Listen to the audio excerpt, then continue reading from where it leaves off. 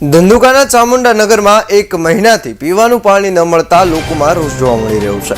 છેલ્લા એક મહિનાથી પીવાના પાણીની લાઈન તૂટેલી હાલતમાં હોવાથી રહીશોને પીવાના પાણીના ટેન્કરો મંગાવવા પડે છે। સમગ્ર બાબતે તંત્રને રજૂઆતો કરવા છતાં આજ દિન સુધી કોઈ નક્કર પગલાઓ લેવાયા નથી, જેને લઈ લોકો મુશ્કેલીમાં મુકાયા છે। મારું નામ દિનેશ અંજારા, ચામુંડાનગર સોસાયટી। ત્યાં એક મહિનાથી પાણીની તકલીફ છે।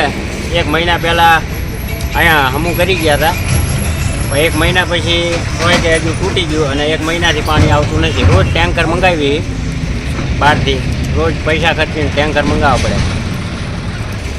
નગરપાલિકામાં એક મહિના પહેલાં અરજી કરી હતી, પણ કોઈ સાંભળતું નથી અને કોઈ જોવાય આવતું નથી। મુકેશભાઈ વાણિયા, ચામુંડાનગર સોસાયટી। એક મહિનેથી લાઈન તૂટી જાય, કોઈ જોવા આવતું નથી। 3 વખત અરજી કરી છે, છતાં કોઈ આવતું નથી। કાલે પણ અરજી કરી હતી, રૂબરૂ બોલાયા હતા, કોઈ જોવા તપાસવા આવ્યું નથી।